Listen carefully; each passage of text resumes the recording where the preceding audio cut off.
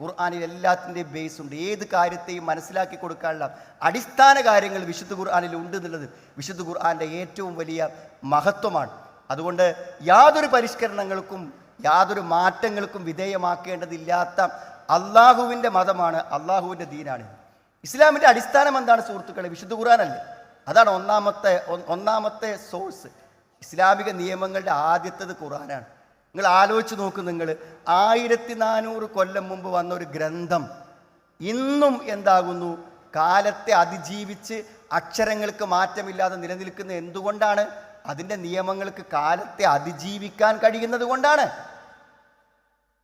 വലൂക്കാനമില്ല വജദൂഫി ഇഖ്തിലാഫൻ കത്തീറ. അള്ളാഹിൻ്റെ അടുക്കുന്ന അല്ലെങ്കിൽ ധാരാളം വൈരുദ്ധ്യം കാണുന്നത്. വൈരുദ്ധ്യം കാണുന്ന പറഞ്ഞാൽ ഖുർആനിൽ തന്നെ അന്യോന്യമുള്ള വൈരുദ്ധ്യങ്ങൾ മാത്രമല്ല. പണ്ഡിതന്മാർ പറഞ്ഞത് വിശുദ്ധ ഖുർആൻ പറഞ്ഞ സത്യങ്ങൾക്കും യാഥാർത്ഥ്യങ്ങൾക്കും വിരുദ്ധമായി ഒരു സത്യം കണ്ടെത്തപ്പെടുകയില്ല എന്നാണ്.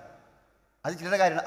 114 അധ്യായങ്ങളുള്ള 6000 ചില വചനങ്ങളുള്ള മനുഷ്യൻ്റെ ജീവിതത്തിൻ്റെ എല്ലാ വിഷയങ്ങളും പ്രതിപാദിച്ച ഒരു മഹാഗ്രന്ഥത്തിനെതിരായിക്കൊണ്ട് ഒരറിവ് പോലും അതിന് വിരുദ്ധമായി ഇന്നത്തെ പുതിയ തത്വങ്ങൾക്കോ തത്വശാസ്ത്രങ്ങൾക്കോ പറയാൻ പറ്റുന്നില്ല എന്ന് പറഞ്ഞാൽ ആ ഖുർആനിൻ്റെ മഹത്വം എത്ര? അത് അള്ളാഹുവിൻ്റെ വചനങ്ങളായതുകൊണ്ടാണ്.